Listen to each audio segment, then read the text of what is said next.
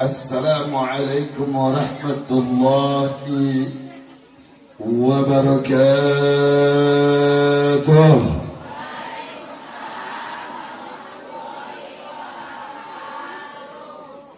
Alhamdulillah,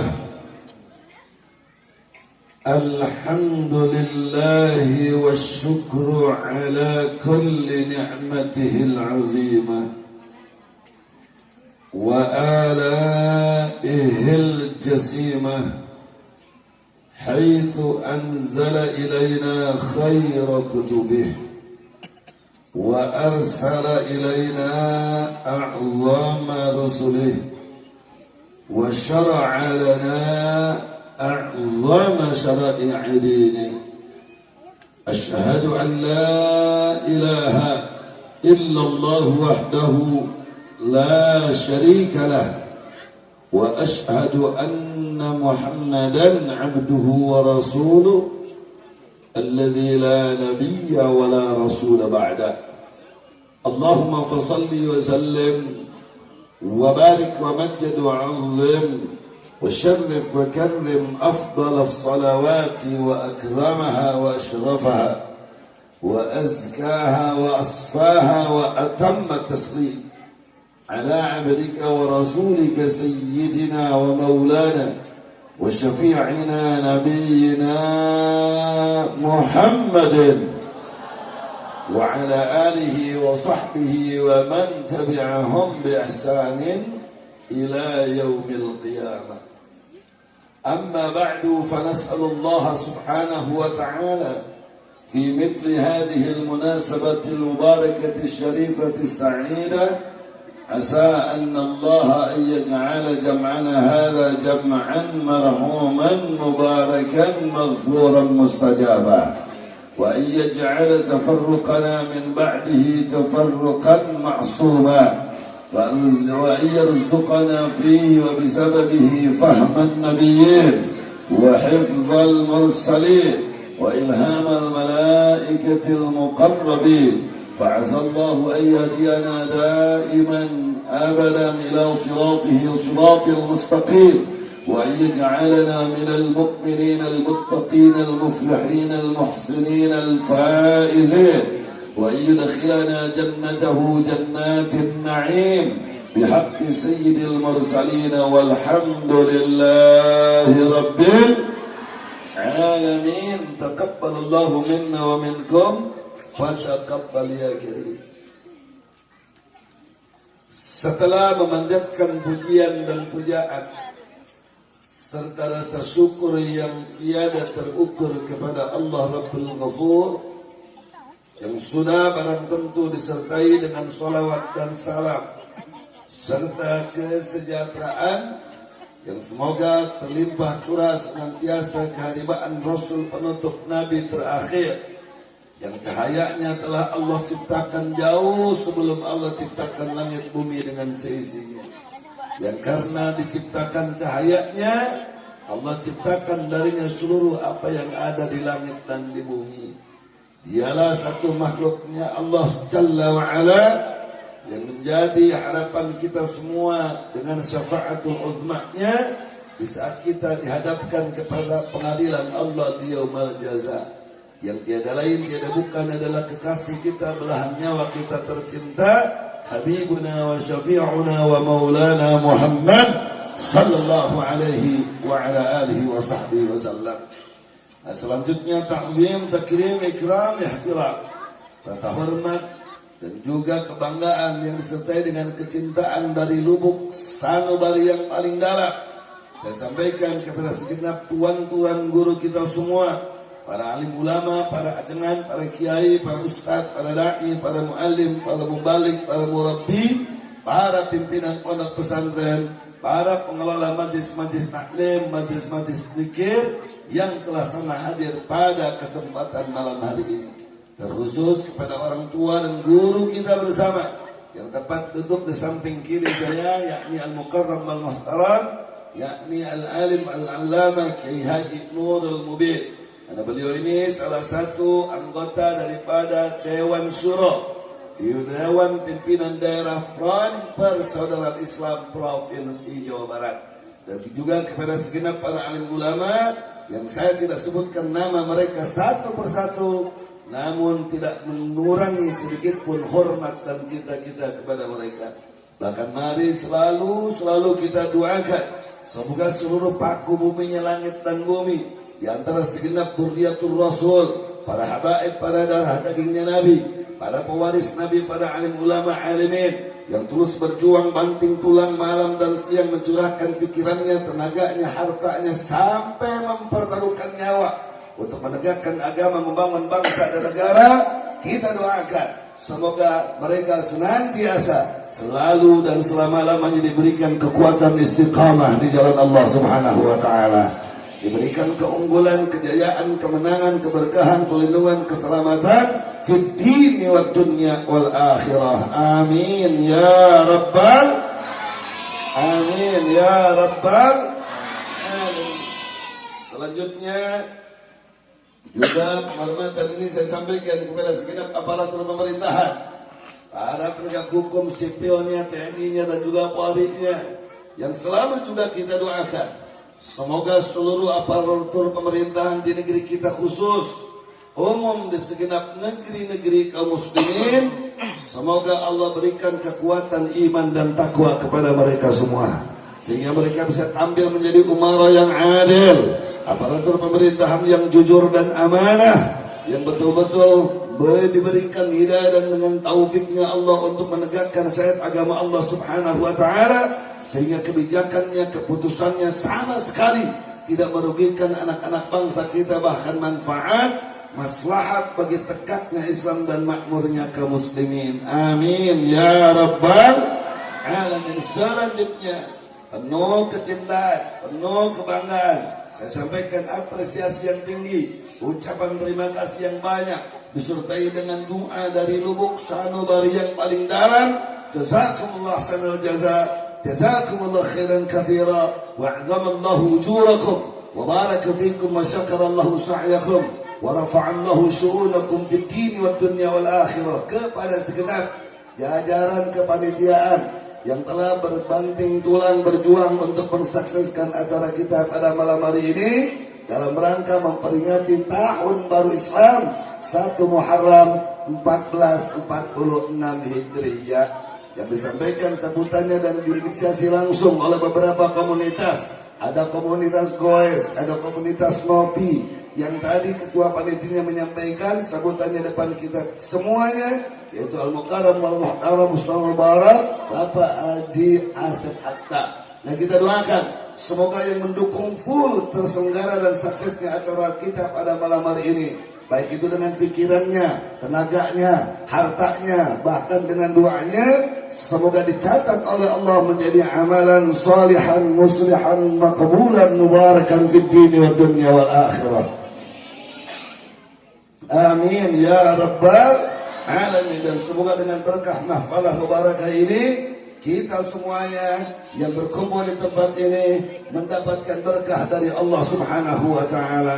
Amin ya rabbal alamin. Dan akhirnya salam penghormatan ini saya sampaikan kepada segenap kaum ibu, kaum bapak, para pemuda, para pemudi, hadirin wal hadirat, jamaah kaum muslimin wal muslimat rahimakumullah. Saya doakan semoga yang merapat dari dekat, yang datang dari jauh untuk menghadiri acara mahfal mubarakah ini, tidak bergeser pulang satupun dari tempat ini, kecuali seluruh dosa pendosaan kita digugurkan, diampunkan, dihapuskan oleh Allah Subhanahu wa taala. Seluruh hajat dunia akhirat kita dikabul, diijabah oleh Allah Subhanahu wa taala. Seluruh keluh kesah, masalah, beban-beban hidup yang ringan, yang berat, semoga dicabut, diangkat, diganti dengan kesenangan, kebahagiaan, kesejahteraan, keberkahan. Dan semoga sekembalinya kita dari tempat ini, Allah teguhkan kalbu kita, Allah tegarkan jiwa kita, Allah suci jernihkan hati kita dalam iman, Islam, ihsan, hingga sampai penghujung hidup kita tidak ada mati satupun kita, orang tua kita, keluarga kita, anak cucu cicit keturunan kita, kecuali wafat dalam keadaan syahid dan husnul khatimah. اللهم اختمنا بحسن الخاتمة يا الله بها يا الله بها يا الله بحسن الخاتمة amin ya rabbal alamin. Dan untuk semakin menambah keberkahan, nilai keutamaan dan kemuliaan kajian kita pada malam hari ini Pak Bu sekalian, mari kita sama hadiahkan pahala ganjaran keutamaan kemuliaan daripada kajian kita pada malam hari ini untuk orang-orang tua kita, untuk leluhur-leluhur kita, untuk guru-guru kita yang mulia yang telah wafat berpulang ke rahmatillah. Semoga dengan berkah bahfalah mubarakah ini semua mereka diterima iman Islamnya, diampunkan dosa perdosaannya, diterang-benerangkan alam kuburnya, dilapangkan alam barzakhnya, dan kelak diperjumpakan dan kita semuanya dalam keadaan selamat dari ancaman jilatan api neraka jahanam, dan diperjumpakan kembali dalam kebahagiaan, kesejahteraan dalam satu atap surganya Allah Subhanahu wa taala. Amin ya rabbal amin ya rabbal alamin ya rabbi salli. Mana suaranya enggak? Ya rabbi salli alaihi wa sallim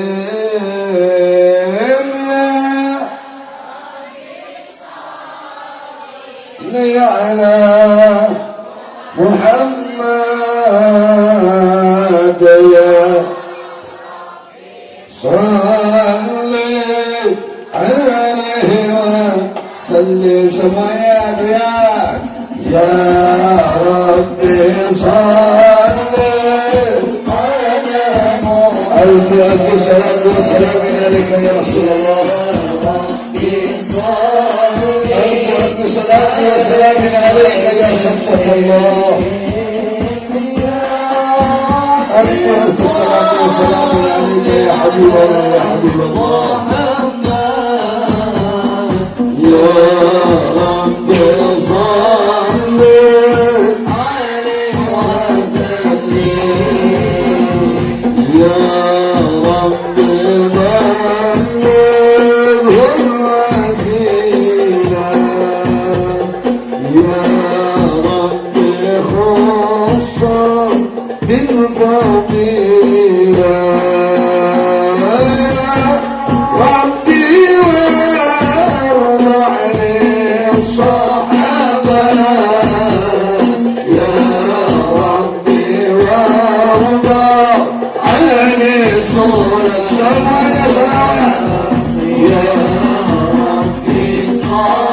اللهم إنا توجهنا إليك بحبيبك نبينا محمد النبي محمد صلى الله عليه وسلم يا سيدنا رسول الله.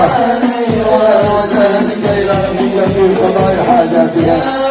اللهم فشفعه فينا، اللهم فشفعه في والدينا، اللهم فشفعه في والدينا في هذا المجلس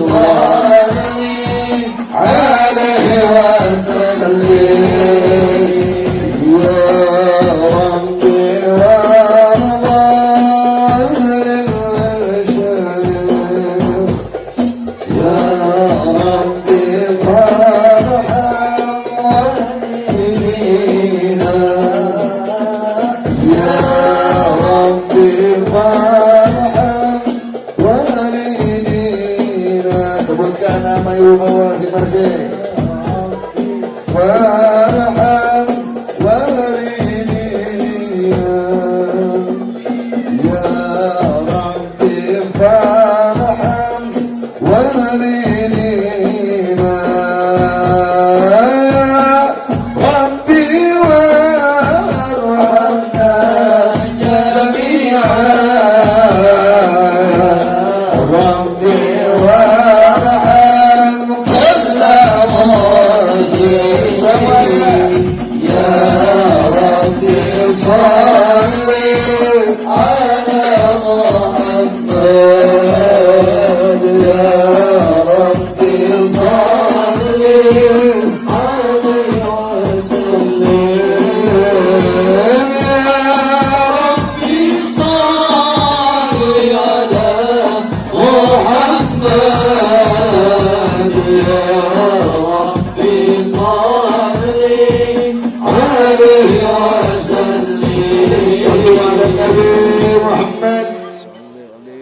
ولنية سرعة الفتوح والمنوح وصلاح الجسد والروح ولنية سرعة الوصول الحصول القبول التمليك الوصول ومعمول وإلى حضرة الرسول وفاطمة البتول نسألك الإجابة العجل لسر أسرار الفاتحة.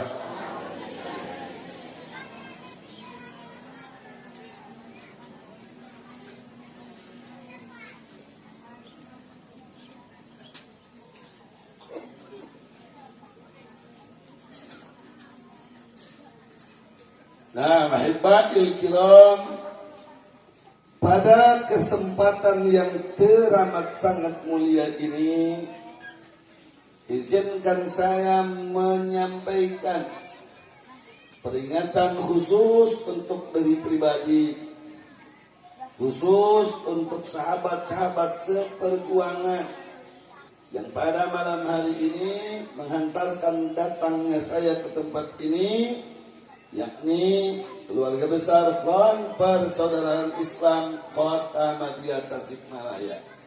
Khusus untuk segenap panitia dan umum untuk segenap kaum ibu, kaum bapak, hadirin al hadirat, jamaah kaum muslimin muslimat rahimakumullah. Apa yang saya ingin ingatkan Pak Bu sekalian, bahwa berbicara tentang tahun baru Islam pasti akan berbicara tentang hijrah. Pasti berbicara tentang apa? Hijrah. Kenapa? Karena tahun baru Islam ditetapkan oleh Sayyidina Umar bin Khattab radhiyallahu anhu sebagai Tsanil Khulafa'ir Rasyidin, sebagai titik awal daripada tanggalan Hijriyah, sehingga saudara umat Islam paham betul bahwa tanggalan Hijriyah itu ditandai dari momentum hijrahnya kita punya Nabi dan ditetapkan oleh kedua daripada Khulafaur Rasyidin, yaitu bulan Muharram sebagai bulan pertama dari 12 bulan dalam tanggalan Hijriyah. Berbicara tentang hijrah, maka sudah barang tentu tidak terlepas dari berbicara bagaimana dahsyatnya jihadnya kita punya Nabi, jihadnya kita punya para sahabat Nabi radhiyallahu anhum ajma'in di dalam rangka mereka menyampaikan cahaya Islam ke seantero jagat raya ini. Mari kita lihat Pak Bu sekalian, bagaimana dahsyatnya akar tauhid ditanamkan oleh kita punya Rasul selama 13 tahun di kota Mekah Al-Mukarramah. Jalan-jalan diembargo, ditutup, diblokir, saudara, diancam dibunuh, sehingga memaksakan diri saudara untuk berhijrah ke beberapa tempat sebelum hijrah ke Madinah Al-Munawwarah. Salah satunya hal yang fenomenal, bagaimana ketika jalan-jalan ditutup, gang-gang diblokir, jalan raya apalagi, semua saudara pintu-pintu gerbang di rumah-rumah masyarakat diblokir, ditutup, dicegal dakwah kita punya Nabi. Tapi Nabi tidak pernah berputus asa. Akhirnya saudara memutuskan untuk hijrah ke negeri Taif saat itu. Apa yang terjadi saudara? Ketika datang kita punya Nabi ke Taif, bukan dijemput dengan senyuman, bukan disodori dengan minuman, bukan disampaikan saudara dengan jamuan. Tapi apa yang dialami oleh kita punya Nabi, saudara, dilempari batu, dari mulai batu kecil sampai kerikil kecil sampai batu tajam yang besar, saudara. Bahkan manakala ibu bapak sekalian ziarah ke Taif hari ini, Allah masih memperlihatkan tanda-tanda kekuasaannya. Bagaimana ada batu besar, saudara, yang terganjal dengan batu kecil saat itu, dan sampai detik ini menjadi saksi, saudara. Kenapa? Batu besar itu saat itu mau dikelilingkan oleh orang-orang kaum kafir, yaitu di masyarakat Taif. Tapi batu besar itu bermunajat kepada Allah, tidak ridho kalau sampai melukai jasad kita punya Nabi. Akhirnya Allah ganjal batu besar itu dengan batu kecil, dan sampai detik ini dipertontonkan oleh Allah. Saking dahsyatnya saudara cobaan dan ujian, derita, duka dan nestapa yang dialami oleh kita punya Nabi, dalam keadaan darah bercucuran, dalam keadaan saudara pelipis berdarah, dalam keadaan saudara tulang kering berdarah, sampai gamis putih mulianya kita punya Nabi saudara sudah kelihatan basah dengan bara. Dan saat itu saudara Nabi melepaskan lelah, menyandarkan diri di salah satu pohon kurma saudara, sampai apa yang dimunajatkan oleh kita punya Nabi sebuah doa yang luar biasa saudara. Doa itu dimunajatkan apa kita punya Nabi katakan, Allahumma inni asku ilaika du'afa quwwati. Ya Allah, kepadamu saja aku mengadu tentang du'afa quwwati, kelemahan kekuatanku, wa qillata hilati, dan kurangnya hilah siasat aku di dalam menyebarkan dakwah menuju jalan agamamu. Ila man takiduni ya Allah, kepada siapa lagi engkau akan serahkan aku, kata kita punya Nabi. Ila ba'idi dia hatta muni, kepada musuh yang jauh yang akan menyerangku, au qaribin, atau kepada yang dekat yang akan membunuhku, fala ubali, maka aku tidak peduli, asal ini yang namanya cahaya Islam tersebar luas ke seluruh jagat raya dan engkau ridho kepada aku. Subhanallah. Saya bertanya, yang dialami oleh Nabi cobaan dan ujian berat apa ringan? Sehingga aku yakin nggak kita ini? Berat apa ringan? Berat apa ringan? Saya bertanya, Nabi kapok berjuang apa tidak? Nabi berhenti berdakwah apa tidak? Nabi saudara berhenti menyebarkan Islam apa tidak? Takbir. Sampai saudara doa yang Nabi munajatkan menggetarkan aras Allah, menggetarkan seluruh dunia malaikat alaihissalam, bahkan jin sekalipun tergetar saudara. Ada jin yang menunggu saudara antara dua gunung besar, antara gunung Uhud dan lain sebagainya, datang kepada Rasul menawarkan, wahai Muhammad, andaikan ini semua masyarakat lain harus aku tutup mereka, harus aku bunuh mereka, harus aku tenggelamkan mereka, harus aku benamkan mereka, maka aku akan letuskan itu gunung Uhud dan biarkan mereka mati dalam keadaan tertimbun. Tapi Nabi kita berkata, Allahumma ighfir lahum fa innahum qaum la ya'lamun. Ya Allah, ampuni mereka karena mereka semua adalah masyarakat yang tidak paham. Andaikan pada hari ini ibu bapaknya tidak beriman, maka aku harap nanti anaknya beriman. Andaikan anaknya pun tidak beriman, maka aku harapkan cucunya nanti beriman. Andaikan cucu mereka hari ini tidak beriman, maka cicitnya beriman. Maka sampai detik ini Allah buktikan negeri Taif, selain daripada cuacanya yang luar biasa indah saudara, hijau dan hijau di mana-mana, air subur dan sebagainya, penduduknya 100% beragama Islam. Alhamdulillah. Sekali lagi saya bertanya, cobaan yang diderapkan oleh kepada kita punya Nabi berat apa ringan? Berat apa ringan? Banyak apa sedikit? Subhanallah. Nggak berhenti di situ. Singkat cerita Pak Bu sekalian, karena saat itu umat Islam yang sudah ikut sama kita punya Nabi saudara, yang diancam diembargo ekonominya, diancam dibunuh, dan tidak ada lagi jalan untuk saudara berdakwah di kota Mekah. Akhirnya Allah instruksikan kita punya Rasul untuk hijrah, pindah dari kota Mekah ke Madinah. Karena hijrah ada dua makna saudara, hijratul al-makan wa hijratul hal. Ada pindah tempat dan pindah keadaan.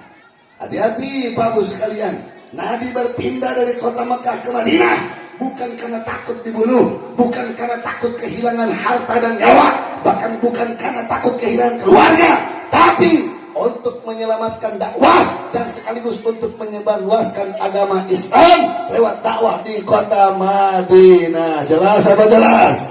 Jelas apa jelas? Sehingga saudara tidak lama dari situ, singkat cerita hijrah ke Madinah, dan dari Madinah titik tolak pemberangkatan delegasi dakwah yang dilakukan oleh Nabi. Semua kekaisaran diutuskan saudara utusan untuk menyampaikan surat yang berisikan seruan untuk Islam. Setelah Nabi wafat, dilanjutkan oleh para sahabat. Setelah para sahabat wafat radhiyallahu anhum, dilanjutkan oleh para tabi'in. Yang jelas PR mereka adalah bagaimana Islam sampai ke seluruh negeri di bawah kolong langit ini. Dan alhamdulillah sampai detik ini Islam termasuk agama yang dengan jumlah pemeluk terbanyak sedunia setelah agama Kristen. Alhamdulillah. Alhamdulillah.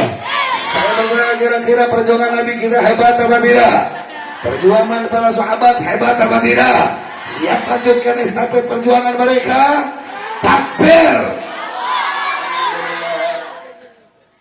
Jadi saya ingin ingatkan, yang pertama Pak Bu sekalian, tidak ada iman, tidak ada Islam, tidak ada ihsan, kecuali iman, Islam, ihsan itu adalah nikmat yang paling besar, nikmat yang paling sempurna, nikmat yang paling paripurna.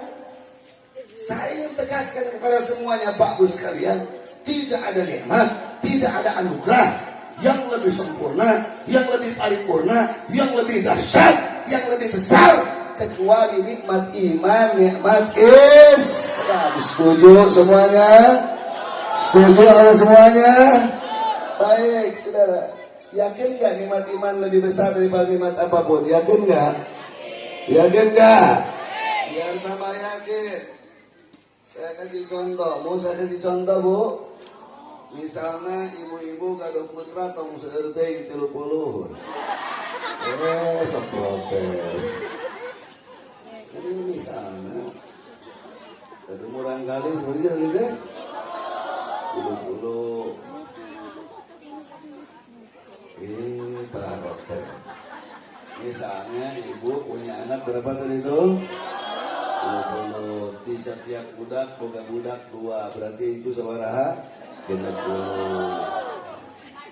Mau jadi presiden budak kurang, mau jadi Kapolri, mau jadi Panglima TNI anak kurang, mau jadi Kapolda di seluruh provinsi di negeri ini anak kita.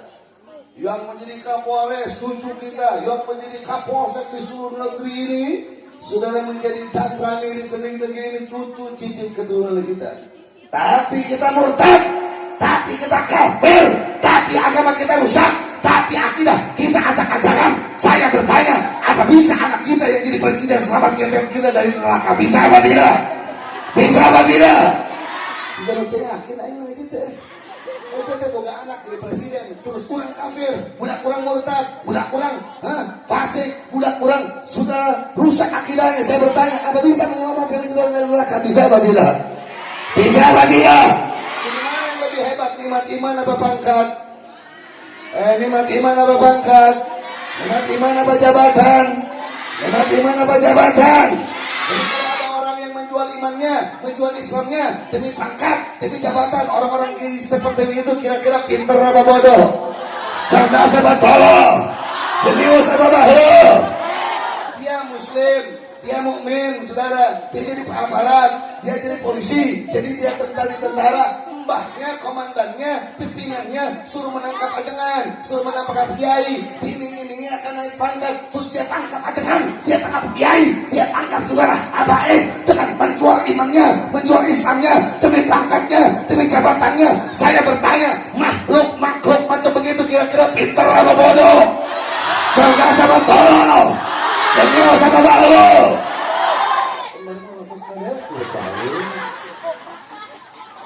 Kira-kira jelas sama jelas? Paham apa paham? Kata nanti luhur. Ayo nanti anak-anak. Ibu-ibu kelantaran hayang buka budak, jadi tukang PNS, tukang tentara, tukang polisi, terus nyogok. Ayah ada begitu. Dan tukang bakso jujur, ayah ada begitu. Demi anaknya jadi tentara, demi anaknya jadi polisi, jadi anaknya jadi anggota dewan, demi anaknya sudah jadi PNS, akhirnya saudara dia jual mobil, dia jual tanah, dia ambil uang yang didepositkan di bank, dia sokok ke sini, sokok ke sana, agar dia jadi tentara. Dia korbankan imannya, dia korbankan Islamnya, dia korbankan ihsannya demi pangkat dan jabatan. Macam begitu kira-kira pintar apa bodoh? Cerdas apa tolol? Jenius apa bahlul? Jelas. Saya tuh begitu.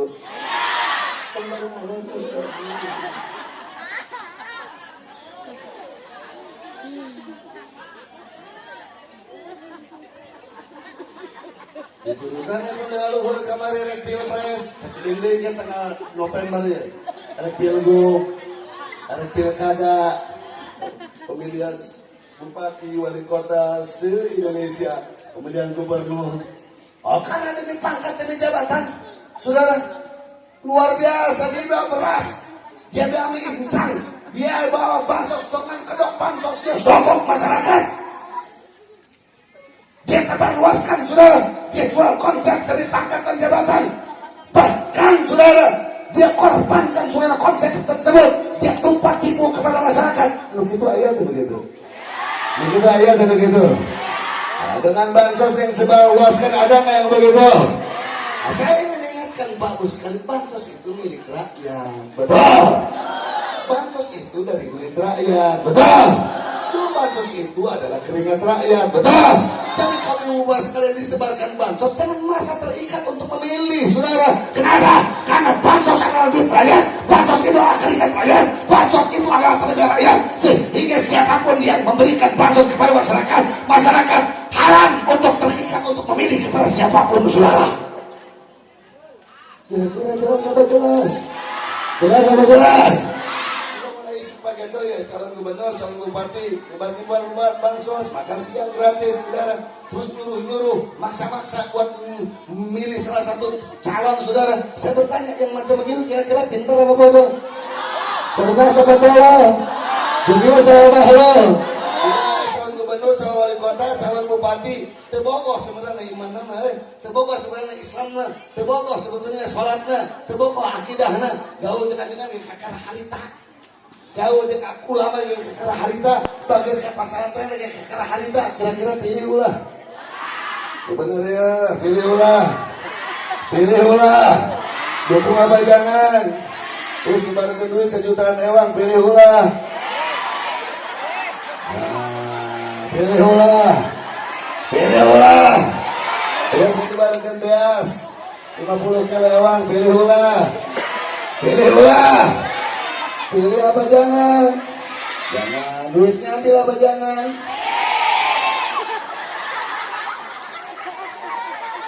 Serius. Pilih apa jangan? Jangan. Duitnya ambil apa jangan? Serius ya. Pilih apa jangan? Jangan. Duitnya ambil apa jangan? Cewek besar duit. Yang jelas jangan Yang jelas jangan pilih apa jangan. Dibantu lagi beas 50 kilo lewat, pilih apa jangan. Beasnya panggul lah. Beasnya terima apa jangan. Kan bansos, terima apa jangan. Kan pakai kedok bansos milik siapa? Milik rakyat atau milik pejabat? Keringat rakyat atau keringat pejabat? Kita teriakkan pada malam hari, hei pejabat, hei aparat, jangan kau ikat, saudara, aspirasi kebebasan untuk memilih masyarakat gara-gara bansos, karena bansos adalah hak rakyat, duit rakyat, keringat rakyat, sehingga rakyat wajib dan boleh untuk menerima dari siapapun, saudara. Oh, sudah kerja pasti dari mana itu?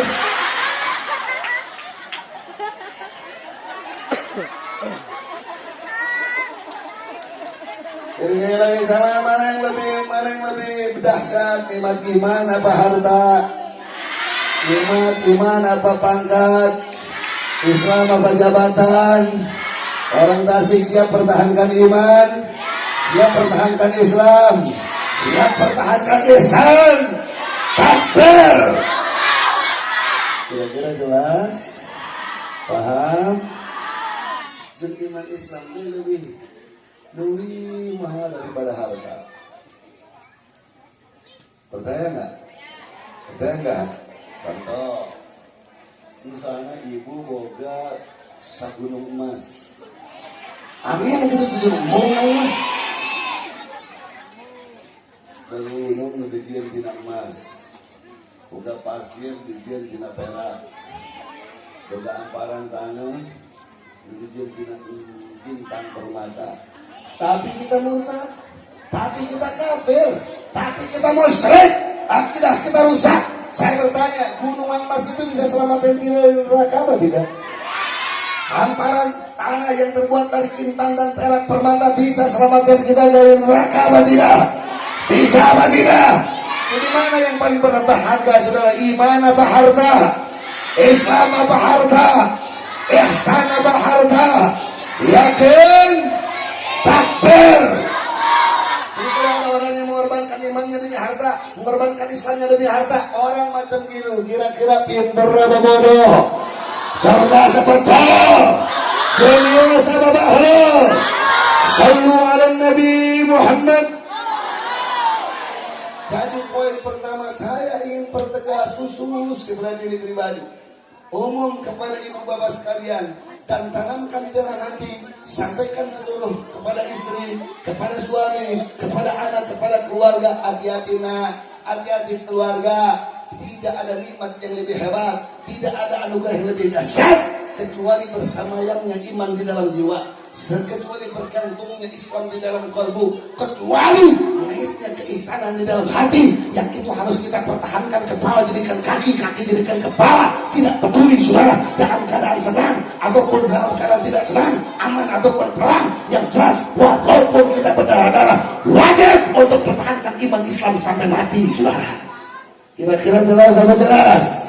Dan ambil prinsip pada malam ini bahwa puncak kesuksesan hidup seorang manusia bukan terletak di harta, bukan terletak di ilmu, bukan terletak di pangkat, bukan terletak di jabatan, tapi puncak kesuksesan, hakikat kesuksesan kita adalah di saat kita mati membawa iman dan husnul khotimah. Kira-kira jelas apa jelas? Paham apa paham? Paham jelas? Alhamdulillah. Satu. Yang kedua, lewat momentum tahun baru Islam ini, saya ingin ingatkan Pak Bu sekalian, bahwa iman, Islam, ihsan datang ke Tasikmalaya ini tidak gratis. Tidak apa? Tidak gratis. Datang ke Nusantara ini tidak gratis. Tersebar luas Islam di bawah kolong langit ini tidak gratis, tapi ditebus dengan cucuran keringat, ditebus saudara dengan bersimbahnya darah, ditebus dengan melayangnya nyawa, ditebus dengan ancaman, ditebus dengan teror, ditebus dengan tikaman, ditebus dengan perjuangan jihad di jalan Allah. Kira-kira jelas? Mari kita lihat Pak Bu sekalian. Ketika Islam saudara terbit cahayanya di Madinah setelah hijrah, lantas diutuskanlah delegasi-delegasi sahabat Nabi. Bagaimana Afrika disebarluaskan Islam? Siapa yang diutuskan oleh sahabat itu? Salah satu sahabat yang bernama Sayyidina Amr bin Al-As radhiyallahu anhu. Berangkat beliau ke Mesir Pak Bu sekalian. Mesir ini adanya di benua Afrika. Dan dari Mesir saudara delegasi dakwah ke negeri-negeri Afrika yang lain di benua Afrika diutuskan sampai banyak negara-negara di benua Afrika, mayoritas penduduknya beragama Islam. Dan akhirnya Amr bin Al-As radhiyallahu anhu wafatnya tidak di Madinah, wafatnya tidak di Mekah, tapi saat beliau hijrah kemana? Untuk berjihad kemana? Di benua Afrika, di tanah Mesir, sehingga makbarah dan makam kuburannya pun kita temukan di mana? Di negeri Mesir. Dengan hijrah, dengan jihad, hijrah meninggalkan kampung halaman, meninggalkan anak istri, meninggalkan keluarga, meninggalkan saudara, harta untuk berjihad kepala jadikan kaki, kaki jadikan kepala. PR utamanya bagaimana Islam sampai kepada hati-hati manusia di bawah kolong langit ini. Kalau tidak ada hijrah, kalau tidak ada jihad, mustahil saudara Islam tersebar luas ke seluruh antara jagat raya ini. Bagaimana Islam bisa meletak di dunia Afrika saudara saat itu kalau seorang Sayyidina Amr bin Al-As tidak mau meninggalkan istrinya, tidak mau meninggalkan kampung halamannya, tidak mau meninggalkan keluarganya di dalam hijrah untuk jihad menyebarkan agama Kira-kira jelas apa jelas? Jelas apa jelas? Baik, lihat saudara bagaimana Islam terbit di Eropa, bagaimana Islam terbit di Amerika. Mau tahu apa tidak? Halo, mau tahu apa tidak? Diutuskanlah salah satu sahabat yang bernama Tariq bin Ziyad radhiyallahu anhu. Membawa pasukan berapa orang saudara? 1000 pasukan. 10.000 pasukan dalam keadaan kering tenggorokan, dalam keadaan lapar perut. Kenapa? Karena saat itu di bulan suci Ramadan dengan melaksanakan saum Ramadan, melewati saudara ribuan kilometer padang pasir, dan akhirnya saudara menunggangi kapal mengarungi samudra lautan yang disebut dengan samudra lautan Gibraltar. Siapa yang nggak tahu tentang dahsyatnya gelombang di Selat Gibraltar? Siapa yang tidak paham saudara tentang ganasnya laut di Selat Gibraltar? Siapa yang tidak paham bagaimana dahsyatnya gulungan ombak dan samudra di lautan Selat Gibraltar? Semuanya paham. Tapi para sahabat Nabi yang dipimpin oleh Khalid bin Ziyad tidak peduli saudara apakah itu harus melewati padang pasir, saudara mendaki gunung, menyeberangi lautan. Mereka hijrah dari Madinah saudara untuk berjihad menyebarkan Islam sampai datang ke daratan Eropa. Hebat apa tidak? Hebat apa tidak? Ketika naik saudara ke daratan Spanyol, ke daratan Andalus, ke daratan Eropa, itu sampan, itu kapal sudah dipancangkan di pinggir-pinggir laut Gibraltar, diikat saudara dengan tambangnya. Lantas Khalid bin Ziyad berpidato di atas batu yang besar. Apa yang Khalid bin Ziyad radhiyallahu anhu katakan? Wahai sahabat-sahabat sekalian, semua sampan, semua kapal yang membawa kalian datang ke Selat Gibraltar, semuanya bakar, hanguskan semuanya. Luar biasa saudara. Tinggalkan hanya satu sampan saja. Para sahabat bertanya, kenapa ya Khalid bin Ziyad? Ini kapal, ini sampan membawa kita ke tempat ini, kok harus dibakar? Khalid bin Ziyad menjawab, kenapa saya harus katakan semuanya? Kapal kecuali satu yang ditinggalkan harus dibakar. Untuk membuktikan bahwa kita menyeberangi lautan, menyeberangi padang pasir, naik ke Selat Gibraltar, naik ke daratan Eropa, untuk kita beritahukan ke dunia bahwa kita datang ke Eropa bukan untuk bisa kembali ke Madinah. Kita datang ke Eropa untuk siap mati dan menegakkan Islam di daratan Eropa, saudara. Luar biasa. Dan satu sampan tidak dibakar untuk apa? Untuk mengutus delegasi kepada Amirul Mukminin yang ada di Madinah, menyampaikan diharapkan Tuhan bahwa pasukan kutusan Amirul Mukminin sudah datang ke daratan Eropa. Jadi saya bertanya, Islam datang ke kita gratis apa tidak? Jawab yang kompak, semangat. Islam datang ke kita gratis apa tidak? Gratis apa tidak? Ke Andalus bukan ngadon bobo Pak, bukan dijamu dengan makanan dan minuman, saudara. Disambut dengan 10.000 pasukan. Disambut dengan 10.000 pasukan, dipimpin oleh seorang komandan perang yang tersohor di daratan Eropa, yang memiliki julukan yang sangat sangar, saudara. Siapa? Yang memiliki julukan The Lion of Europe. Paham gak?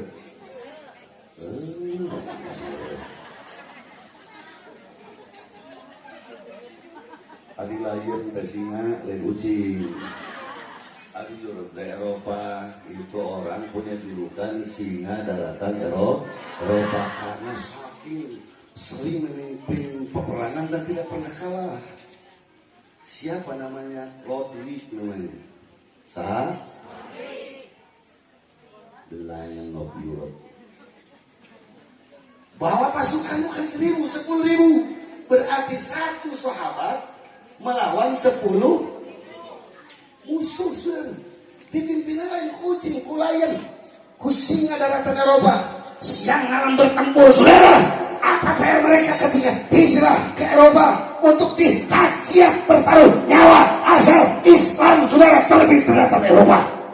Tidak lama, saudara, roti jatuh di kaki sahabat dan dibunuh, dan Islam, saudara, memenangkan pertempuran, dan akhirnya Islam jaya di daratan Eropa. Mau tahu Bapak sekalian Islam beberapa abad berkuasa di Eropa? Mau tahu apa tidak? Islam berkuasa di Eropa bukan 10 tahun, bukan 100 tahun, bukan 300 tahun, tapi 800 tahun. Selama 8 abad, saudara, Islam, saudara, tersebar luas di Eropa dan jaya, saudara, menguasai sampai tumbanglah keislaman di Eropa karena tumbangnya kekaisaran Turki Utsmani pada tahun 1924. dari 1924 ke belakang saudara, Islam jaya sampai selama 8 abad. Tidak ada satu negara di Eropa dan tetangga-tetangganya kecuali dibangunkan rumah sakit, yang rumah sakit itu gratis tanpa harus dibayar. Tidak peduli agama Kristen, tidak peduli agama saudara Yahudi, apalagi Islam, masuk ke rumah sakit tersebut bayar, tidak harus bayar, gratis, jeung tanpa kudu make jeung BPJS. Berapa tahun itu? 8 abad alias 800 tahun. Saya bertanya, Islam hebat apa tidak? Islam hebat apa tidak? Hebat Islam hebat apa tidak? Takbir! Luar biasa Pak Sekalian. Sebab luas di Eropa.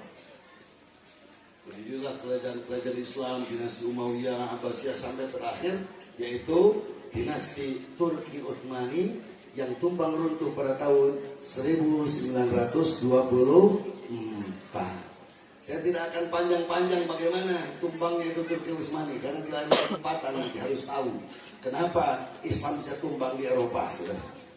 Baik, bagaimana ke dunia timur? Bagaimana Islam sampai ke Irak, Iran, ke Cina, ke Asia Tenggara, ke Singapura, ke Filipina, ke Thailand, ke Brunei Darussalam, ke Indonesia, ke Jawa Barat, sampai ke Tasikmalaya. Saya bertanya sebelum saya lanjutkan, Islam datang gratis apa tidak?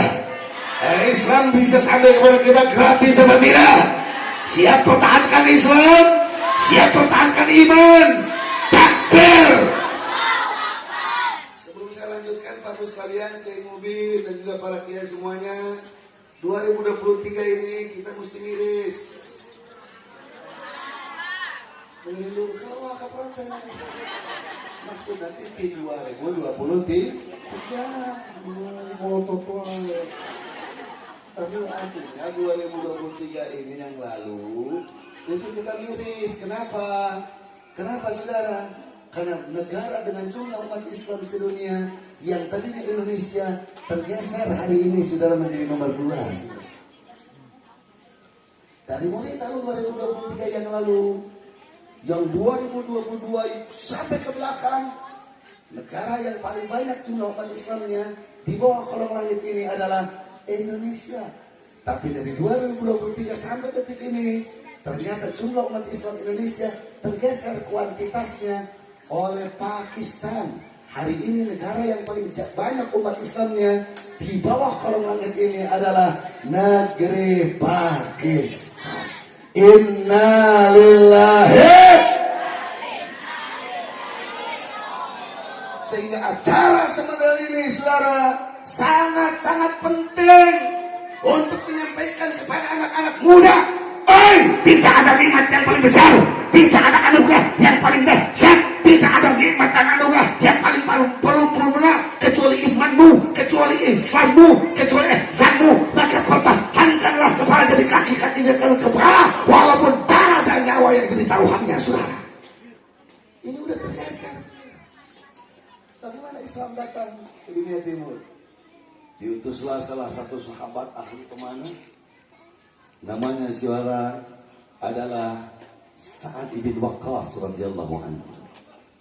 Sa'ad bin Waqqas radhiyallahu anhu, Pak sekalian, membawa 1000 pasukan dakwah melewati Laut Merah, naiklah ke padang pasir Irak yang bernama padang pasir Al-Qadisiyah. Padang pasir apa? Al-Qadisiyah. Makanya nama keluarga saya tabaruk dari tanah Al-Qadisiyah, maka disebut Al-Qadsi bukan Al-Qudsi. Dan nama majlis saya pun Al-Qadisiyah, tabaruk dengan nama padang pasir Al-Qadisiyah. Saat Sa'ad bin Abi Waqqas radhiyallahu anhu membawa 1000 pasukan yang berkuda sudah ke tanah padang pasir Al-Qadisiyah, disambut oleh Panglima Rustum. Panglima Rustum membawa saudara tidak kurang dari 5.000 pasukan gajah yang terlatih. 5.000 pasukan gajah. Pada awal pertemuan pasukan sahabat yang dipimpin oleh Sa'ad bin Abi Waqqas, itu kuda dan unta yang ditunggangi oleh sahabat lari kocar kacir. Kenapa? Karena mereka kaget pertama sekali melihat pasukan gajah. Tetapi Allah memberikan taufik dan hidayah serta inayahnya, sehingga ketika sudah bergeser pulang saudara, balik kembali, dan akhirnya terjadi pertempuran yang tidak setara, 1:5, 1:7, bahkan dikabarkan di berbagai macam saudara sejarah ada yang mengatakan 1:10. Akhirnya Rustum jatuh, dipenggal kepalanya, dan kepalanya dibawa ke kekaisaran Rustum, disimpan di atas meja di depan rajanya, dan akhirnya mereka takluk berbondong-bondong masuk Islam. Irak diislamkan, Iran diislamkan. Lantas para sahabat setelah itu melanjutkan hijrah dan dakwahnya ke Cina. Kemana? Halo, kemana? Di tengah perjalanan ke Cina, saudara, dijegal oleh pasukan Mongolia. Dijegal, saudara, pasukan Mongolia. Disitu cari lagi pertempuran lawan Kubilai Khan. Tetapi alhamdulillah, dengan kekuatan semangat hijrah, dengan kekuatan semangat jihad, akhirnya pasukan Kubilai Khan tunduk, saudara, masuk Islam. Dan akhirnya Sa'ad bin Abi Waqqas radhiyallahu anhu pun wafat tidak di Madinah, wafat tidak di Mekah, tapi wafat saat hijrah dan jihad di Cina. Sehingga makamnya, kalau ibu bapak sekalian sekarang datang ke Cina, ada makam, kuburan, makbaroh pusaranya seorang Sa'ad bin Abi Waqqas radhiyallahu anhu. Kira-kira jelas apa jelas? Sekali lagi, Islam datang ke kita gratis apa tidak? Jawabnya ngomong, gratis apa tidak? Melewati keringat, melewati darah, melewati keringat, melewati hak darah, menyumbangkan harta, tenaga, bahkan korban nyawa dalam rangka hijrah dan jihad. Sampai di situ jelas, Bu? Pak, jelas? Bagaimana datang Islam ke Nusantara? Nah, ini yang perlu kita sampaikan. Siap ngaji semuanya? Halo, siap ngaji semuanya? Harus selalu para sahabat bergeser, terus datang. Ya, diislamkanlah saudara orang-orang Melayu di yang Singapura. Singapura itu, Bu. Oh, Singapura itu ngegeblek bahwa 100% Muslim. Yang jadi tentaranya, yang jadi pengusaha, yang jadi pemimpinnya bangsa Melayu. Tapi karena lalai, akhirnya dipimpin sama orang-orang Cina kafir, dan akhirnya digeserlah orang Melayu di Singapura saat ini. Filipina, sudah masuk Islam ke Filipina. Filipina ngegeblek, saudara, 90% Islam dulunya. Hati-hati Pak Bu. Bahkan ibu kota Filipina yang namanya Manila. Manila itu adalah dari bahasa Arab yang namanya fi amanillah. Bahkan kalau ibu bapak sekarang datang ke Filipina, masih ada provinsi-provinsi yang 100% Islam penduduknya, seperti Moro. Bahkan Moro mendeklarasikan diri menjadi negara Islam, saudara. Moro dan Mindanao itu di negara Filipina. Termasuk Thailand, saudara, mayoritas Islam. Dan hari ini Allah membuktikan, saudara, salah satu provinsi di Thailand yang namanya Thailand Patani, itu 90% penduduknya adalah beragama Islam. Masuk putusan sahabat, saudara, baru ke di Mekah yang namanya Kenangro Aceh Darussalam yang hari ini namanya. Dulu Serambi Mekah disebutkan kenapa? Karena itu daratan, saudara, pertama diinjak oleh para sahabat Nabi radhiyallahu anhum ajma'in di dalam menyebarkan Islam ke Nusantara. Berdirilah setelah itu, saudara, masjid. Berdirilah di situ, saudara, madrasah. Berdirilah di situ surau. Berdirilah di situ daya.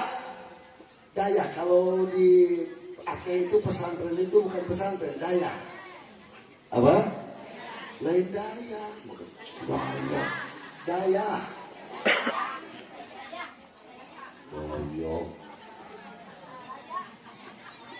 Dari musola, langgar, surau, daya, masjid, masjid jami, saudara. Akhirnya diutuskanlah delegasi-delegasi Islam untuk berasimilasi, saudara, dakwah dengan kerajaan kesultanan. Akhirnya saudara, berdirilah kerajaan Islam Samudra Pasai, berdirilah kerajaan Islam Perlak. Jauh sebelum ada merah putih, jauh sebelum, saudara, ada presiden, ada menteri, ada tentara, ada polisi, jauh, saudara. Dan kejayaan Islam Samudra Pasir bergeser ke Sumatera Selatan, terjadi Kesultanan Islam. Ke Sumatera Utara, ke Goa, saudara, ke mana, ke Bone, yang namanya Sulawesi, sampai ke tanah Jawa. Berdirilah Islam, kerajaan Islam Demak, berdirilah kerajaan Islam Cirebon, berdirilah kerajaan Islam, Kesultanan Islam di Banten dan lain sebagainya. Alhamdulillah. Dari mana awalnya? Dari sahabat yang diutus mendirikan masjid, surau, dayah, langgar, pesantren. Sudah berdirilah kesultanan dan kesultanan Islam. Alhamdulillah. Datang bebongok Portugis, datang cucumik Inggris, datang anjing-anjing Belanda, saudara, ke Nusantara. Siapa yang menghadapi mereka pertama? Bukan presiden hari ini, bukan panglima TNI, bukan panglima Polri, saudara. Siapa? Habaib, ulama, kesultanan, santri, kiai yang siap mati untuk menjaga setiap jengkal tanah di Nusantara ini, saudara. Presiden Canaya, panglima TNI Canaya, merah putih belum ada, saudara. Siapa yang mengorbankan nyawa dan darah untuk menjaga iman, Islam dan setiap jengkal tanah? Kalau bukan kesultanan Islam saat itu. Jelas apa jelas? Halo, jelas apa jelas? Biar paham sejarah. Beres kesultanan karena tumbang Turki Utsmani 1924, saudara. Maka ikut tumbang, saudara, sistem monarki kerajaan kesultanan. Di Indonesia juga ikut vakum. Akhirnya menuju perjalanan untuk membentuk negeri republik. Jelas? Jelas. Nah, bagaimana saudara saat itu? Para ulama, para kiai, para ajengan, para habaib mendirikan ormas-ormas Islam. Mendirikan apa? Ormas-ormas Islam. Pertama Jami Al-Khairat. Terus berdiri ormas Islam yang paling tua, salah satunya adalah siapa? Muhammadiyah, Persatuan Islam, Al-Irsyad, sampai ke sininya NU dan lain sebagainya. Dari ormas-ormas Islam itu, saudara, ada laskar-laskar Islam. Laskar-laskar Islam, ormas Islam bersatu menjadi Hizbullah. Hizbullah, saudara, dipersiapkan jadi TRI, Tentara Rakyat Indonesia. Tentara Rakyat Indonesia menjadi TNI, dan akhirnya Panglima Sudirman, saudara, dijadikan panglima pertama, saudara, lahirnya Tentara Nasional Indonesia. Betul? Siapa Sudirman? Kiai, Ustadz, pimpinan pesantren, pimpinan madrasah, saudara. Dari mana itu lain? Dari musola, dari langgar, dari ulama, dari ajengan, dari kiai. Hari ayeuna tentara polisi lewatkan kiai.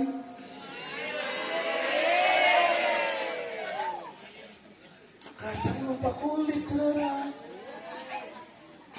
Maka ayah jenderal petang-petang depan ulama suul adab, saudara. Ente lahir dari embrio santri. Ente lahir itu dari rahim umat Islam. Siapa yang membidani kelahiran TNI kalau bukan para ulama? Saudara, siapa yang membidani kelahiran polisi tentara? Siapa? Saudara, kalau bukan ulama, kalau bukan, saudara, ormas-ormas Islam. Emang ormas Islam dibubarkan. PKI diantara, bukan? Liar apa liar? Jangan apa jangan? Ini kalau dibiarkan begini, kira-kira negara ke depan rusak apa tidak? Bahaya apa tidak? Sekali lagi orang Tasik siap pertahankan iman, siap pertahankan Islam, siap pertahankan bangsa dan negara. Takbir. Hati-hati, Bapak sekalian. Gak cukup di situ. Menjelang kemerdekaan datang, Bapak sekalian, ini panjang kalau kita ceritakan poin-poinnya aja biar paham sejarah. Dari pentingnya hijrah dengan jihad. Karena hijrah dengan jihad. Menjelang kemerdekaan datang, Bapak sekalian, bukan cuma nyawa yang dikorbankan sama ulama, bukan cuma harta yang dikorbankan sama ulama, saudara. Kumpul bukan ulama. Ini negara Indonesia ke depan hari mau pakai dijadikan negara apa? Mau jadikan seperti Amerika, mau jadikan seperti Cina, sosialis, komunis seperti Soviet, atau mau dijadikan negara liberalis, saudara, seperti Amerika dengan Eropa, kapitalis liberal, saudara. Berdiskusi berminggu-minggu, berbulan-bulan, tidak ada titik temu dan kesepakatan. Akhirnya digelarlah sidang BPUPKI, Badan Penyelidik Usaha Persiapan Kemerdekaan Indonesia. Biar tidak banyak banyak saudara yang ikut, maka dibuatlah tim 9. Biar adil saudara, tim 9 ini 4 diambil dari kalangan nasionalis, 1 diambil dari luar Islam, 4 dari kalangan ulama. Dari kalangan nasionalis siapa? Bung Karno. Siapa? Bung Yamin. Siapa? Bung Hatta. Siapa? Ahmad Subarjo saudara. Utusan dari nasionalis, yang alumni Eropa, yang alumni Amerika, yang alumni Cina saudara. 4 orang ini, Soekarno, Hatta, Bung Yamin dengan Ahmad Subarjo. Dan 1 saudara utusan dari luar Islam, diberikan kesempatan orang non muslim saudara untuk masuk ke dalam tim 9 itu. Diutuslah dari agama Kristen. Siapa? A.A. Maramis. Siapa? Disebut A.A. Maramis lain A.A. lain orang Cihideng. A.A. titik A singkatan Alexander Andreas Maramis. Dari ulama siapa? 1 Kiai Haji Abdul Qahar Mudakir dari Muhammadiyah.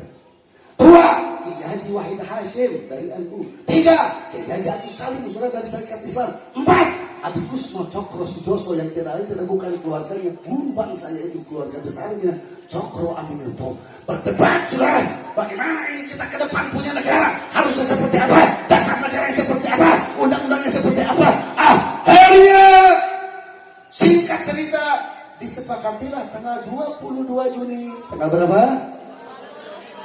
Jauh yang kompak. Tanggal berapa?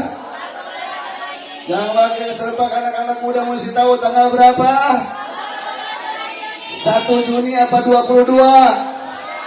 1 Juni apa 22? Kurang kompak serempak, cing tarik naik ke Jakarta. 1 Juni apa 22? 1 Juni apa 22? Akhirnya disepakatilah pada tanggal 22 Juni 1945 lahirlah Piagam Jakarta yang disebut dengan The Jakarta Charter. Dan di dalam Piagam Jakarta ada Pancasila. Berarti lahirnya Pancasila pada tanggal berapa? 1 apa tanggal 22 Juni? 1 Juni apa 22? 1 Juni apa 22? Berarti kalau ada orang yang omon-omon mengatakan Pancasila lahir 1 Juni, kira-kira tahu sejarah apa tidak? Pintar sejarah apa tidak? Bahlul apa tidak? Lahir tanggal berapa? 22 Juni tahun 1445 yang namanya Piagam Jakarta. Kalau dulu Nabi waktu hijrah ke Madinah, akhirnya disebut dengan Piagam Madinah. Kitab utuhnya itu adalah pada tanggal 22 Juni 1945 lahir Piagam Jakarta. Dalam Piagam Jakarta ada Pancasila. Yang sila pertamanya adalah ketuhanan. Tinggali salah dua. Asal benur ketuhanan yang maha sekolah. Lain cek. Nah ini dia nih. Hati-hati. Sekali lagi, sepakat tanggal berapa? 1 apa 22? 1 Juni apa 22? Lahir apa tadi itu Piagam? Kalau Piagam Jakarta ada apa? Yang Pancasila pertamanya adalah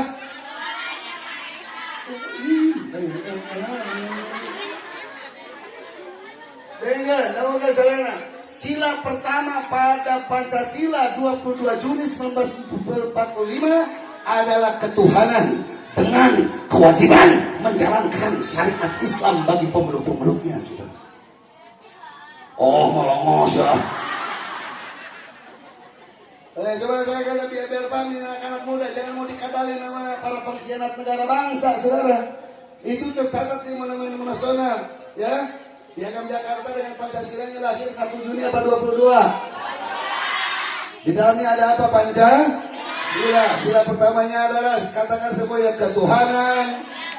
Banyak ngomong teriak ketuhanan. Kurang kompak ketuhanan dengan kewajiban menjalankan syariat Islam bagi pemeluk-pemeluknya. Sila kedua sarua. kemanusiaan adil dan beradab. Sila ketiganya sama, Persatuan Indonesia. Sila keempatnya sama, kerajaan yang dipimpin oleh hikmat kebijaksanaan dalam permusyawaratan perwakilan. Sila kelimanya sama, keadilan sosial bagi seluruh rakyat Indonesia. Yang beda sila pertama. Apa? Ketuhanan dengan kewajiban menjalankan syariat Islam bagi para pemeluk-pemeluknya. Bung Karno tanda tangan, Bung Hatta tanda tangan, Bung Yamin tanda tangan, Ahmad Subarjo tanda tangan, bahkan Alexander Andreas Marangis yang beragama Kristen pun tanda tangan, saudara. Berarti mereka sepakat negara ini berdasarkan tauhid ketuhanan dan berdasarkan syariat agama Islam. Betul atau betul? Betul betul. Sekarang ngaku pengikut karena malah anti syariat Islam. Yang sekarang mengaku pengikut saudaranya, saudara Ahmad Subarjo, saudara, malah jadi anti syariat Islam. Bung Karno kan bertangan situ. Bung Hatta tanda tangan. Berarti tanda tangan setuju apa tidak? Jadi kok setuju apa tidak? Setuju. Itu pada tanggal 1 apa 22 Juni? 1 apa 22? 22 Juni tahun 1945 lahir Piagam Jakarta. Kalau Piagam Jakarta ada Pancasila. Sila pertamanya ketuhanan. Satu ngomong yang Maha Esa sila. Ciwit buaya kira. Ketuhanan dengan kewajiban menjalankan syariat Islam bagi pemeluk-pemeluk. Baru Indonesia merdeka 17 Agustus, masuk ke 18 Agustus, dirubahlah sila pertamanya menjadi ketuhanan yang Maha Esa. Yang asli itu 22 Juni, ketuhanan dengan kewajiban menjalankan syariat agama Islam. Dirubah tanggal 18 Agustus dengan alasan katanya dunia timur akan melepaskan diri dari Indonesia. Nanti katanya orang-orang Kristen akan berontak. Kapan Alexander Andreas Marangis tanda tangan? Tapi ulama mengalah, saudara, nggak mau berseteru. Akhirnya MNAS yang mengusulkan kalau begitu, saudara, dirubahlah sila pertamanya dengan ketuhanan yang Maha Esa. Tapi orang Tasik jangan kecil hati. Walaupun itu dirubah sila pertamanya, saudara, Bung Karno pada tanggal 9 Juli 1959 mengeluarkan dekret presiden yang menegaskan bahwa Pancasila dijiwai oleh Piagam Jakarta. Berarti ketuhanan yang Maha Esa dalam Pancasila 18 Agustus, jiwanya, ruhnya, isinya, darahnya, nadinya adalah syariat Islam, bukan berkebudayaan, saudara. Berarti denyutnya, nadinya, ruhnya, nyawanya, darahnya adalah Piagam Jakarta. Yang dalam Piagam Jakarta ada syariat Islam. Kamari-kamari cina Pancasila perlu diperes 3 juz. Ketuhanan yang digaji di ketuhanan berkebudayaan, ujung-ujungnya jadi gotong royong. Saya bertanya, yang macam gitu kita kira pintar apa bodoh? Cerdas apa tol? Jenius apa bahlul? Pejuang apa pengkhianat? Bajingan apa pahlawan? Ini udah ditebus dengan darah, saudara, hati-hati. Umat Islam jangan diam. Anak-anak muda mesti cerdas. Ini lahirnya Islam, lahirnya iman, lahirnya Islam, hingga sampai ke pembukaan Undang-Undang Dasar 45, saudara. Belanda itu angkat kaki dari Indonesia, bukan wassalamualaikum, udah begitu nggak ngancam, saudara.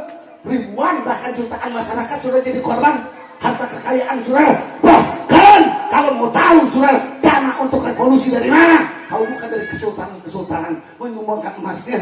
Bagaimana ketika Bung Karno datang ke Aceh, saudara, diundanglah seluruh masyarakat Aceh untuk mendukung perjuangan perlawanan terhadap Belanda untuk agar kemerdekaan Indonesia. Anu boga emas awewe diperosotkeun, saudara. Anu boga gelang dikeluarkan, anu boga anting dicopot. Yang punya jam tangan sudah dikeluarkan. Yang punya cincin sudah yang berharga, cincin mulia dikeluarkan. Akhirnya disumpahkan untuk kemerdekaan Indonesia. Udah merdeka, umat Islam dikhianati, saudara. Saya bertanya, ridho apa tidak? Jawab yang kompak, ridho apa tidak? Rela apa tidak? Siap bela iman, siap bela Islam, siap bela bangsa, siap bela negara. Takbir. Kira-kira jelas apa jelas? Paham? Nah, aja ini orang kudu kumaha tuh. Lamun baheula mah hijrah teh, ya. hijratul makan ke jihad. Makan dari dahar tempat, meninggalkan tempat untuk jihad. Kalau sekarang bagaimana memanai hijrah untuk mempertahankan iman dan Islam itu? Kata Nabi kita Muhammad sallallahu alaihi wa ala alihi wa sahbihi wasallam, wal muhajir, dan orang yang berhijrah itu man hajara man habbahu anhu. Hakikat hijrah hari ini adalah meninggalkan apapun yang dilarang oleh Allah. Setuju? Setuju? Jadi mempertahankan iman Islam ihsannya, jauhi apapun yang dilarang oleh Allah, jauhi apapun yang dicegah oleh Allah. Sampaikan kepada pemerintah, apapun yang dicegah oleh Allah jangan ada difasilitasi, apalagi dibikini oleh pemerintah. Betul? Betul. Makanya besok-besok November ada gubernur, calon bupati, hati-hati, calon wali kota, hati-hati. Tanya, siap nggak untuk menghijrahkan kota Tasikmalaya, saudara, menuju kepada satu kota yang anti maksiat dan munkarat. Betul? Betul. Kita miris, Bu. Belum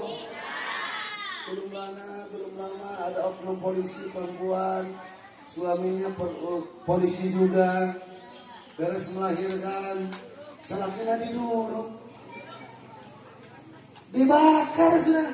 Kenapa? Karena rugi judi online. Terus lagi ada oknum tentara sampai gantung diri, saudara, karena kekalahan judi online. Saudara terjerat kena utang ratusan juta, akhirnya bunuh diri.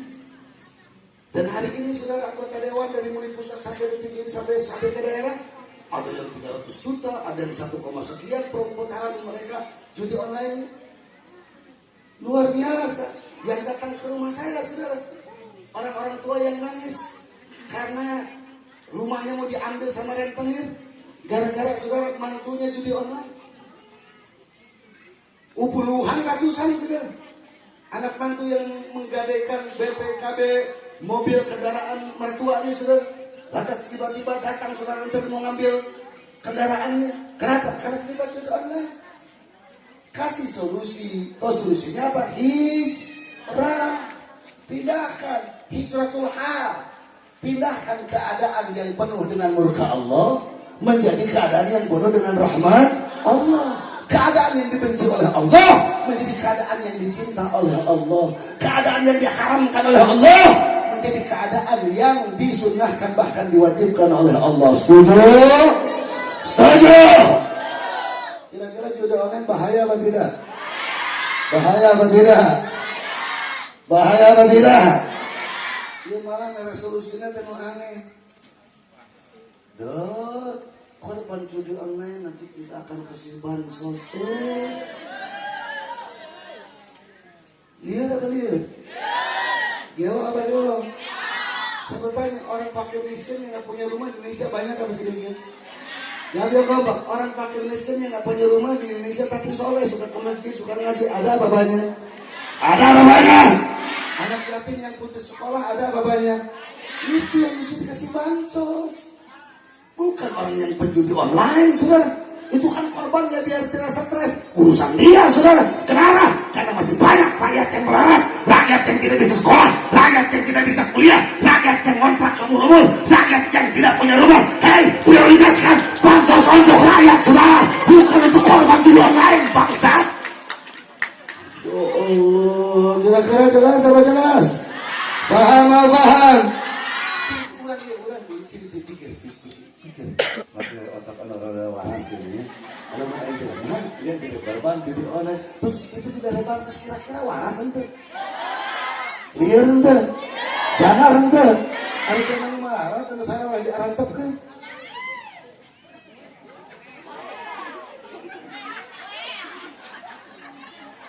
Ada rana-rana.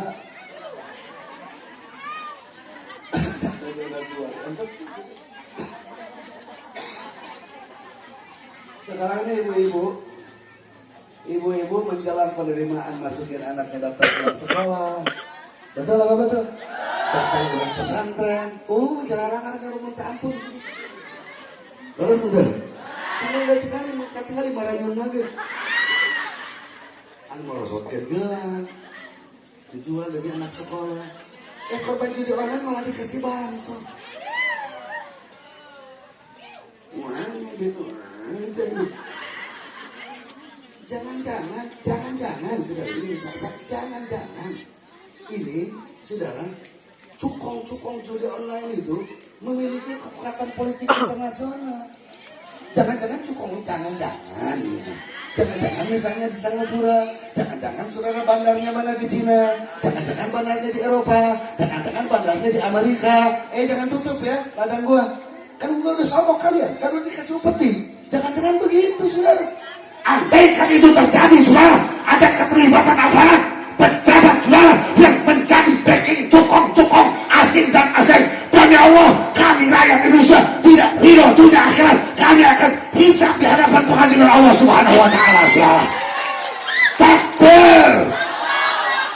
Makanya besok milih calon gubernur, calon wali kota anu bener, nu ajet, anu lempeng, anu cet.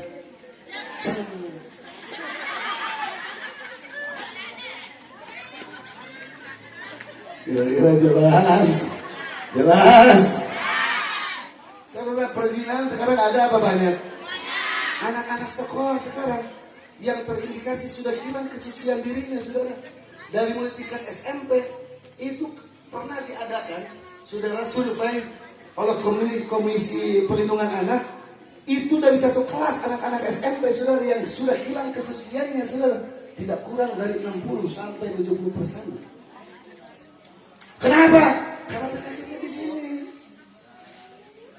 Anak-anak pegang betul.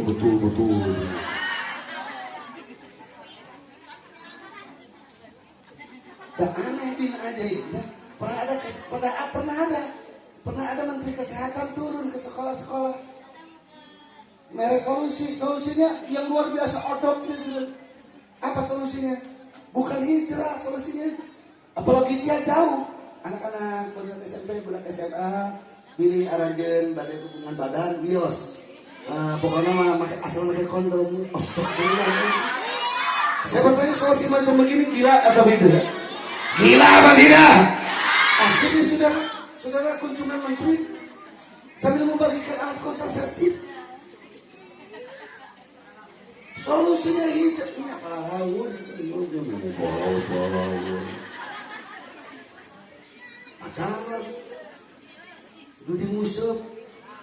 Ayo musuh di dia deh. Musuh pada gaplehan. Ayo gitu.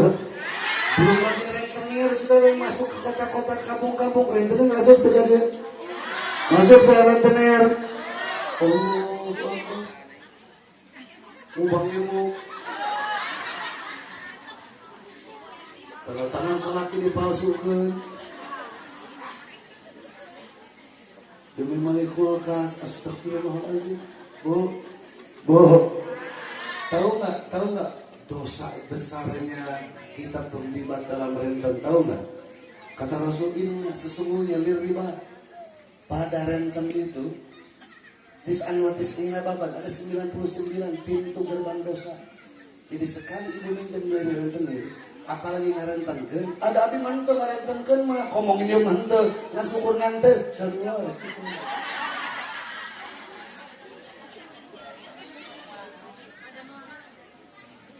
Abi mah syukur ngebantuan hungkul, tulis sama.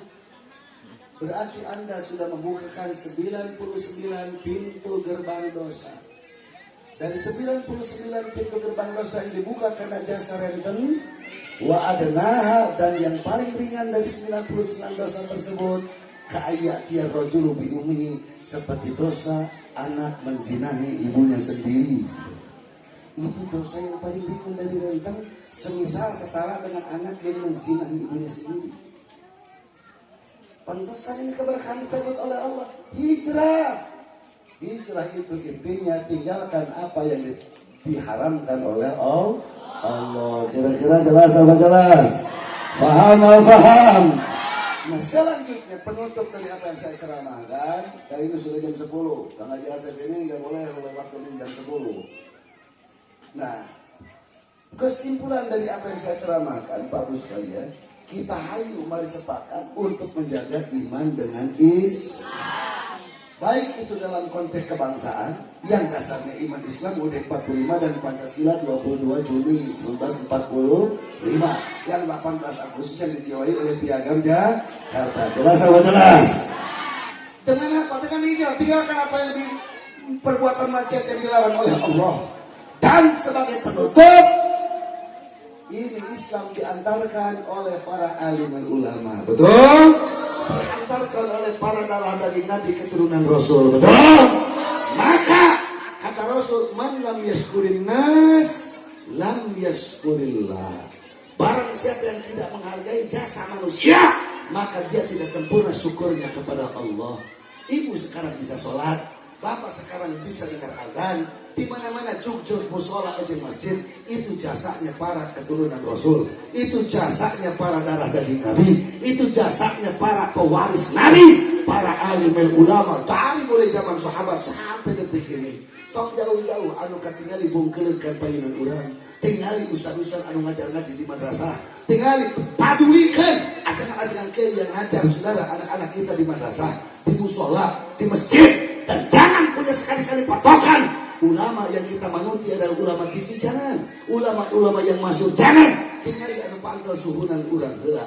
Tingali akidahna anu jelas, akidah Ahlus Sunnah wal Jamaah. Jadi kajian teh unggal TV, unggal mensos miliarkeun, ayo geuning anu gondrong sangaran teh gufron sangaran anu.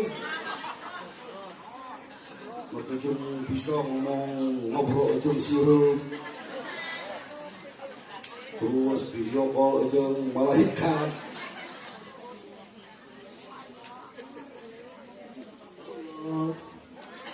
Jawab, malos ya. Ya, jadi jawab, abdi mah kita terperyogi bahasa sirim. Abdi mah terperyogi video call sareng malaikat. Terus anu peryogi mah jampe bawaeun paeh supaya teu disetrum, teu disetrat, teu ditilang ku malah.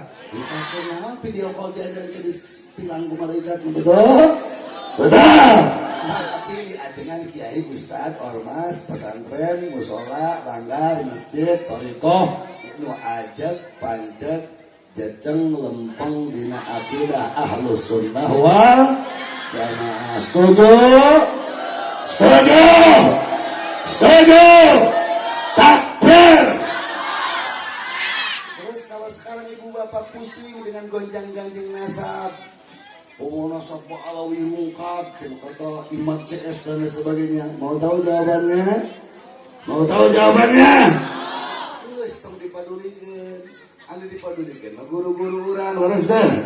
Guru-guru urang anu ngalih kitab sebisa Syekh Nawawi Al-Bantani, semisal Syekhuna Bangkalan Madura, itu para masyayikh, itu tuan-tuan guru yang luar biasa. Syekh Nawawi Al-Bantani radhiyallahu anhu, Syekhuna Bangkalan murid para wali songo murid para tabi'ut tabi'in murid para sahabat. Enggak ada satupun mereka yang menafikan nasihat Ali Ba'alawi dari keturunan Ubaidillah ibn Ahmad Al-Muhajir. Insya Allah. Jadi udah kesampingkan saja. Yang kita pegang akidah Ahlus Sunnah wal Jamaah. Betul? Saya bertanya sebelum saya turun dari panggung, siap semuanya hargai para habaib? Siap agungkan para keturunan Rasul? Siap hargai dan agungkan dan menjaga para alim ulama, para ulama yang istiqomah? Takbir! Itu saja perlu apa saya sampaikan, mudah-mudahan ada guna dan manfaat. Mudah-mudahan, dan jangan dulu ada yang ubah sebelum nanti ditutup dengan doa oleh guru-guru kita, ada para kiai, agar akhir acara ini diberkahi oleh Allah Subhanahu wa Ta'ala. Terima kasih atas segala perhatian, mohon maaf atas segala kesalahan. Usikum wa nafsi bittaqwallah wal afu minkum. Wassalamualaikum warahmatullahi wabarakatuh.